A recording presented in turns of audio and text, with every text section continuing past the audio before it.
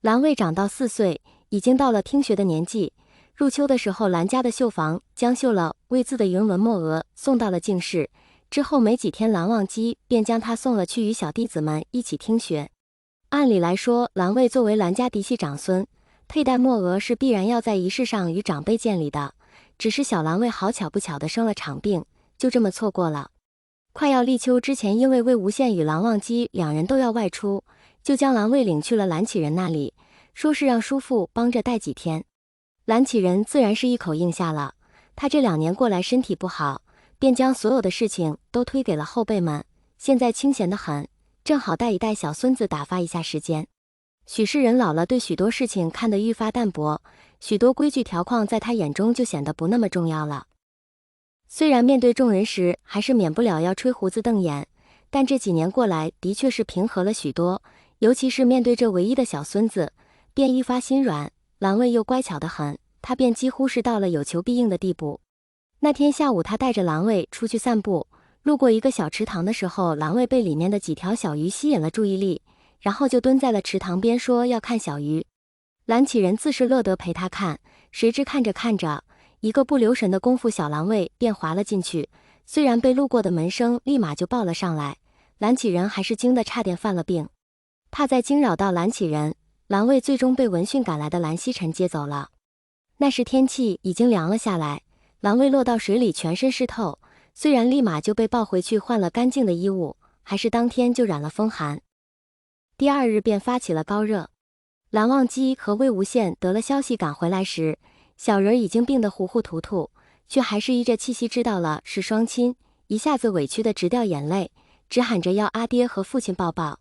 在此之前，蓝卫都没怎么生过病，谁知这次突然病起来，便一直好不了，时好时坏的拖了许久，才渐渐好转起来。自那之后，蓝忘机便更加注意起蓝卫的身体来，这才有了今日晨起时蓝卫被拉着套了一件又一件衣服的事。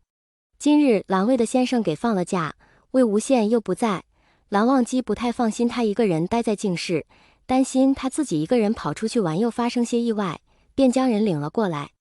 蓝卫被父亲牵着往来室走，到了门口的时候却不愿进去了，直直地望着蓝忘机小声唤父亲。他这一路过来都在看外面的雪，蓝忘机自是知道蓝卫想干什么，小朋友现在正是爱玩的年纪，蓝忘机并不打算拘着他，况且本来今日也没什么事，嘱咐了几句就放开了蓝卫的手，但到底天冷，便又说只准玩一小会儿。蓝卫先是按往年魏无羡教他的那样堆出了个小小的雪人儿，玩了一会儿又开始在雪上来回走，踩出一个又一个深浅不一的小脚印，结果走着走着不小心踩到一个小坑，雪顿时陷了下去，蓝卫没站稳，整个人都摔进雪里，在地上印出了个小人坑。他正想爬起来，便有一双大手将他从雪里提了出来，等看清来人，便笑着唤了声父亲。蓝忘机应了他一声，给他拍了拍身上的雪，然后就听蓝卫指着堆在不远处的小雪人说：“父亲，我堆的雪人。”蓝忘机看了一眼，柔声答：“好看。”蓝卫笑得更开心了，随后牵着蓝忘机的手，乖乖跟他进了蓝室。室内温暖，蓝卫在外面待的时间有些长，一进门便打了个小小的喷嚏，引得几个低头看书的弟子向他这边看过来。蓝卫顿时有些不好意思地往蓝忘机身上靠了靠。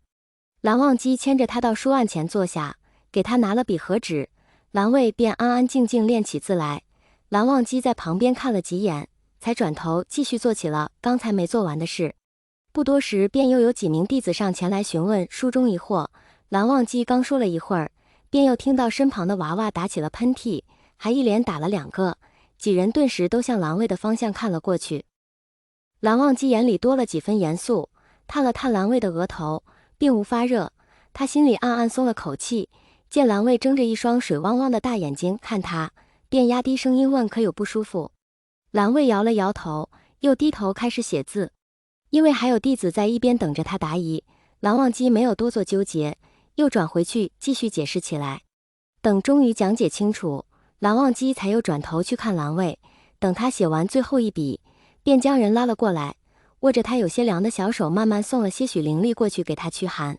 灵力一点点暖了身体，大概是真的有些受凉，又或是刚才玩的累了，蓝卫变得有些昏昏欲睡起来，被蓝忘机抱进怀里以后，没多久就睡着了。雅正端方的韩光君抱着个熟睡的孩子，也依然是做的雅正端方。后来再有弟子前来解惑，他也没把孩子放到一边去，就这么抱着蓝卫给弟子们释疑，只是声音压得低了些。蓝卫没睡多久便醒了过来，却没有立马就坐起来，而是迷迷糊糊赖在蓝忘机怀里，闭着眼睛，声音软糯的小声问父亲：“阿爹什么时候回来？”蓝忘机便答：“就快了。”蓝卫又问：“那愿哥哥什么时候回来？”蓝忘机又答：“他和你阿爹一起。”